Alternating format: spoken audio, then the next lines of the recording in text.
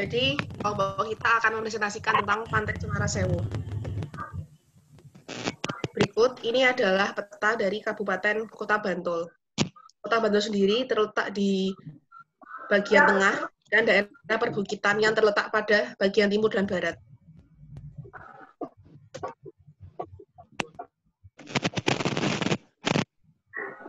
Nah, berikut ini adalah penjelasan dari Pantai Cemara Sewu. Yang pertama, harga tiket untuk masuknya itu cuma murah, yaitu cuma kita bayar tiket parkir aja, yaitu sebesar 3.000 untuk motor, 5.000 untuk mobil. Lokasinya sendiri ada di Jalan Pantai Parangkusumo, Desa Parantritis, Kecamatan Kretek, Bantul, Jakarta. Untuk akses menuju ke sana, itu dapat menggunakan motor atau kendaraan pribadi.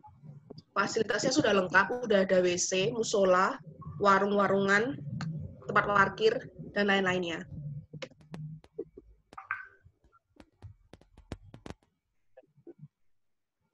Patah.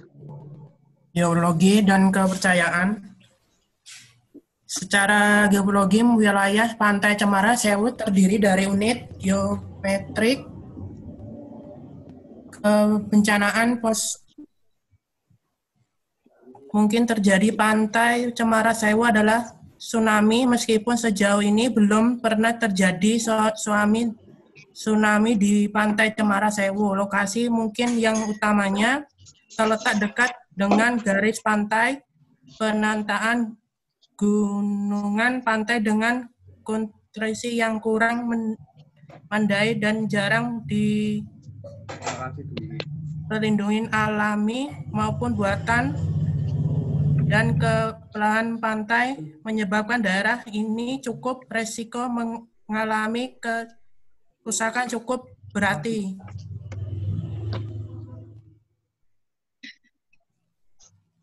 Kevin. Untuk tindak lokasi, kita lihat tindak lokasi di sini sedang saya warna-warnain di situ. Untuk merahnya tempat parkir, hijau tempat makan, ungu toilet, hitam musola, dan blok pink itu atraksi wisata Cemara Sewu. Kita lihat di sana ada something to see. Pohon cemara yang menjulang tinggi dan membuat lorong. Pantai Cemara Sewu ini memiliki pasir yang berwarna hitam. Di sana juga bisa lihat sunrise dan sunset. Samping itu adanya spot foto, banyaknya hemok, dapat bersantai, makan dengan rombongan di aula atau joglo. Lalu selanjutnya ada something to buy, dapat membeli makanan dan minuman di food court yang telah disediakan. Di sana juga ada warung-warung terdekat seperti itu. Iya. Ini kanan. Lisa. Untuk analisis fasilitas pendukungnya, yang pertama yaitu kantor pelayanan informasi yang memberikan informasi kepada wisatawan untuk mendapatkan apa yang dicari di dalam Pantai Cemara Sewu. Kemudian tempat sampahnya ini sudah banyak, akan tapi masih banyak sampah yang berserakan. Sedangkan untuk musolanya hanya ada satu titik, yaitu bentuk bangunan seperti joglo. Untuk gazebo-nya sudah ada beberapa gazebo yang bisa digunakan wisatawan secara gratis dan juga untuk istirahat. Kemudian aula atau joglo pertemuan itu bisa digunakan oleh rombongan yang sudah disediakan oleh Pantai Cemara Sewu. Kemudian untuk toiletnya hanya ada satu titik saja. Untuk harga masuknya itu 2.000. Kemudian untuk food court-nya sudah ada banyak, akan tetapi belum ada yang menjual aksesoris ataupun oleh-oleh khas Pantai Cemara Sewu. Untuk tempat parkiran sendiri ada 3 bagian. Yang pertama untuk parkiran motor, kemudian parkiran mobil, dan parkiran bus. Terima kasih. Lanjut. Patah. Analisis keaktivitas dari arah terminal Bapak ke arah timur sampai Jalan Sultan Agung, belok ke selatan Jalan Parangtritis, terus selatan mungkin Jalan Parangtritis, lalu belok ke barat arah Jalan Parangkusumo. Pantai Parangkusumo, lalu akan sampai ke Pantai Cemara Sewu. Untuk menuju ke Pantai Cemara Sewu sudah bisa dilalui menggunakan bermacam-macam transportasi dari kendaraan bermotor, mobil, dan bus. Karena jalan menuju Pantai Cemara Sewu ini sudah luas dan menandai untuk dilalui berbagai transportasi. Lalu ada karakteristik wisatawan di sini. Yang pertama berdasarkan jenis kelamin ada 35% laki-laki dan 60% wanita. Berdasarkan asal dan domisili itu ada 35% dalam kota, 10% provinsi, 55% luar kota. Untuk yang pendidikan terakhirnya ada 60% wisatawan, ada SMA, ada yang 40% diploma. Lalu untuk sosial pekerjaan 60% mahasiswa, 10% TNI, 15% pegawai swasta, 5% wira swasta, 10% IRT. Lalu untuk penghasilan per bulan ada 60% lebih kecil dari 1 juta, 10% lebih besar dari 2 juta, 30% di antara 1 juta sampai 2 juta. Lalu untuk motivasi berwisata ada 70% rekreasi, 20% mencari pengalaman baru, dan 10% refreshing. Rizky?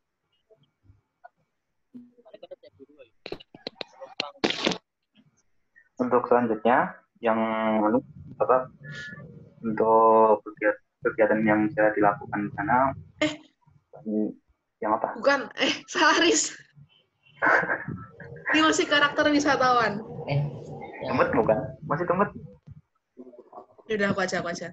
Terus harga tiket masuk tuh loh. Oh, harga tiket masuk, iya. Ya, tuh. Baik, untuk karakteristik berdasarkan harga tiket masuk, 35% ada yang tiada dan 65% ATM itu murah. Untuk yang selanjutnya, karakteristik wisatawan berdasarkan transportasi yang digunakan. Transportasi yang digunakan 60% menggunakan bus dan yang sisanya 40% menggunakan kendaraan pribadi. Dan selanjutnya, karakteristik berdasarkan lama perjalanan, menempuh 1-2 jam itu sekitar 35% wisatawan, sedangkan sisanya 55% menempuh perjalanan 6-12 jam, dan 10% menempuh perjalanan lebih dari 12 jam. Lalu karakteristik wisatawan berdasarkan kemudahan mencapai lokasi itu 35% sangat mudah, dan yang 65% itu mudah biasa, yang mudah. Dan selanjutnya karakteristik wisatawan berdasarkan kendala yang ketika mengunjungi tempat wisata tersebut. 15% kurangnya fasilitas perdagangan, 20% kurang memadai sarana objek wisata, 65% kendala pada hal yang lain. Selanjutnya karakteristik wisatawan berdasarkan pendapat mengenai objek wisata, 75% wisatawan berpendapat kurang menarik, dan 25% wisatawan berpendapat objek wisata tersebut menarik. Selanjutnya, karakteristik wisata berdasarkan keinginan wisata dalam di skip aja ya. Yang karakter wisatawan di skip aja. Ya. Langsung bagian akhir yang analisis SWOT aja. Soalnya waktunya habis. Ya. Untuk analisis SWOT-nya, ada yang pertama yaitu strength atau kekuatan. Yang pertama ada pemandangan pantai yang didominasi oleh ribuan pohon cemara udang, yang nantinya itu membuat suasana daerah pantai menjadi tenang, damai, nyaman, dan sebagainya. Untuk tempatnya bisa digunakan untuk menikmati sunset, kemudian memiliki fasilitas pariwisata dan fasilitas pendukung yang cukup memadai. Setelah itu, tempat wisata yang dapat dinikmati oleh berbagai kalangan usia, dan partisipasi masyarakat dalam pengembangan objek wisata ini cukup tinggi. Kemudian akses jalan mudah dijangkau. Untuk kelemahannya atau weakness-nya, yang pertama yaitu masih kurangnya akomodasi dalam hal penginapan, yaitu masih terdapat homestay yang kurang menurut kami. Kemudian kurangnya fasilitas outbound atau permainan. Untuk tempat spot fotonya masih kurang tertata rapi. Kemudian area pantai yang masih kotor karena dari air laut yang membawanya. Kemudian untuk opportunity-nya atau peluangnya, yang pertama yaitu dapat meningkatkan perekonomian masyarakat sekitar, kemudian adanya persaingan objek wisata, terus perkembangan teknologi informasi, dan adanya dukungan lingkungan sekitar. Sedangkan untuk threat atau ancamannya yaitu pertama terjadi tsunami, terus abrasi laut dan banjir aerob, dan yang terakhir yaitu kurangnya kesadaran masyarakat dari wisatawan dalam membuang sampah itu sendiri. Udah selesai? Oke. Sudah. Ini nggak ada. Udah, Pak. Yang mau nanya ini yang benar tuh Pantai Cemara Sewu atau Pantai Goa Cemara? Cemara Sewu. Cemara Sewu. Beda atau enggak itu lokasinya? Beda. Oh beda. Beda, Pak. Kalau yang ini di mana? Ini di depannya Gumuk Pasir. Oh di dekat Parangtritis berarti? Iya. Oh ya udah deh. Oke lanjut. Kelompok selanjutnya. Lanjut. Oke.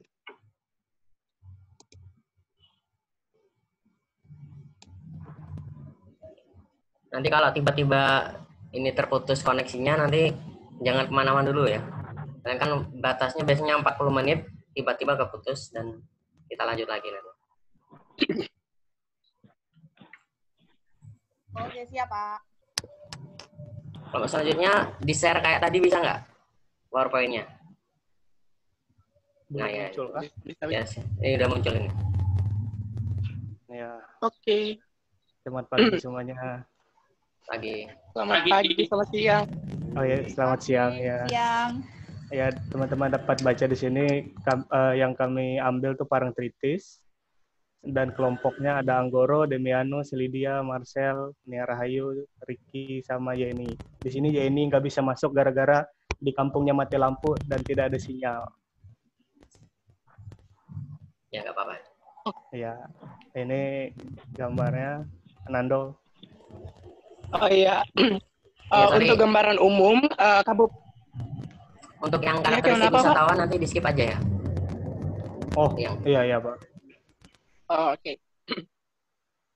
Untuk gambaran umum, Kabupaten Bantul terletak antara 07 derajat 44 menit 44 detik sampai 08 derajat 00 menit sampai 27 detik lintang selatan, dan 110 derajat 12 menit 34 detik sampai 110 derajat 31 menit 8 detik bujur timur. Luas wilayah Kabupaten Bantul 508,85 km bujur sangkar atau 15,90 dari luas wilayah Provinsi Daerah Istimewa Yogyakarta. Batas wilayah Kabupaten Bantul antara lain untuk batas utara berbatasan dengan Kota Yogyakarta, Kabupaten Sleman. Untuk batas timur Kabupaten Gunung Kidul, Kabupaten Sleman juga. Untuk batas selatan berbatasan dengan Samudra Hindia, sedangkan batas barat berbatasan dengan Kabupaten Kulon Progo. Parangtritis memiliki luas wilayah yang cukup luas dengan berbagai potensi yang dimiliki. Pada sektor pertanian misalnya sebagian besar wilayah desa Parangtritis memproduksi padi, cabai, bawang merah, dan tanaman palawija. Sementara itu, kegiatan di sektor perikanan seperti tambak udang, budidaya ikan tawar, nelayan, dan pengolahan ikan juga dilakukan untuk menambah laju ekonomi desa. Dikenal dengan desa yang memiliki wisata legenda, Desa Parangtritis memiliki wilayah yang digunakan dengan beragam manfaat. Secara kalkulasi, luas wilayah Desa Parangtritis didominasi oleh tanah kering jenis tegalan atau ladang. Next. Dapat teman-teman lihat sini ada denah Pantai Parangtritis. Mohon maaf kalau kurang jelas ya tulisannya. Itu akan saya bacakan. Yang warna hijau itu gerbang utama. Di samping gerbang utama yang warna merah ada kantor UPK, warna orange penginapan, biru warung makan, yang hitam pos jaga, warna merah di dekat laut atau di pantai itu gedung punya tim SAR, warna ungu itu WC atau toilet, dan ini ada gazebo payung di Pantai Parangtritis. Lanjut. Anggoro. Untuk analisis atraksinya, untuk something to do, wisatawan dapat melakukan bermain pasir, terus berkeliling dengan jeep, dari mulai biaya sekitar 350 sampai 750. Itu tergantung dari jumlah orang serta banyak tempat yang ingin dikunjungi. Yang ketiga, berkeliling dengan delman. Berkeliling dengan delman ini tergantung dari yang tradisional yang dikenakan dengan biaya 20.000. Yang ketiga yaitu spot foto. Jadi dengan spot foto dan juga ada fasilitas untuk foto langsung. Itu ada gambarnya motor. Dan yang ketiga yang E itu bersantai di pantai. Slide selanjutnya. Untuk something to see-nya, wisatawan dapat melihat pemandangan laut lepas, dan juga pada di sore hari wisatawan juga dapat melihat pemandangan sunset. Dan untuk something to buy, wisatawan dapat membeli makanan, minuman, dan snack di sekitar pantai tersebut. Dan yang selanjutnya itu dapat membeli pakaian-pakaian atau khas-khas dari pantai tersebut. Ya, itu aja. Setelah itu akses untuk aksesibilitas ke Pantai Parangtritis itu kita ambil dari ring road selatan. Untuk ke arah Pantai Parangtritis sangat gampang, tinggal ikutin jalan Parangtritis terus ke arah selatan.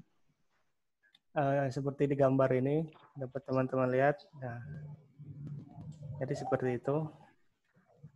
Oh, skip. Lanjut, guys. Untuk pemasaran Lydia itu.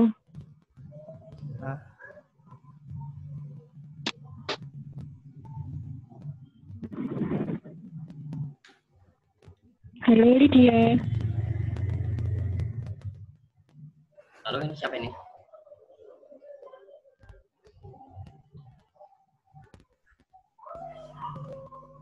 Langsung ke pemasaran aja, nggak apa-apa. Langsung aja. Untuk pemasaran Pantai Parangtritis, ini untuk strategi promosi wisata yang telah dilakukan oleh pihak pengelola Pantai Parangtritis itu ada 3, yaitu promosi secara fisik, yaitu pihak pengelola Pantai Parangtritis ini telah melakukan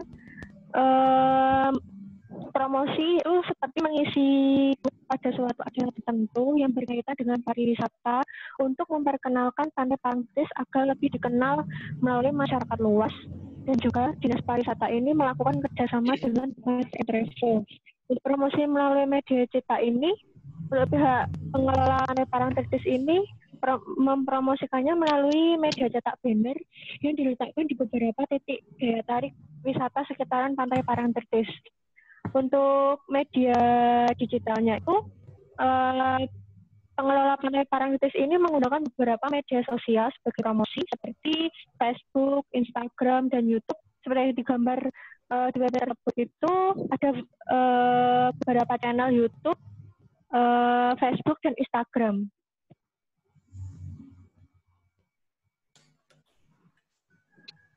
Untuk selanjutnya, analisis SWOT. Untuk analisis SWOT, yang pertama strength, kekuatan, yaitu daya tarik wisata berbasis alam, memiliki fasilitas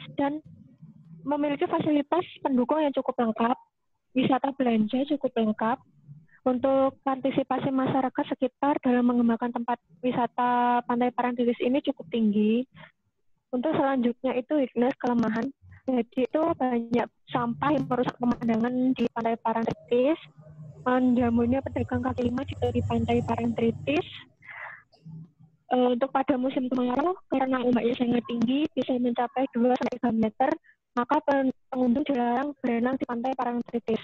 Untuk opportunity, peluang, kebudayaan dan pariwisata Kabupaten Bantul memberikan ini untuk melakukan strategi pengembangan yang berbasis sustainable development atau pembangunan berkelanjutan. Mendorong perekonomian masyarakat, meningkatkan pendapatan daerah, memperdayakan perekonomian masyarakat, memperluas lapangan kerja, dan meningkatkan kesejahteraan rakyat. Untuk threat, ancamannya itu Pantai Parangtritis ini sudah memakan puluhan korban, sangat ubur-ubur, terutama bagi anak-anak. Ancamannya lainnya yaitu ancaman angin kencang dan ombak tinggi itu kerap kali memakan korban. Selanjutnya,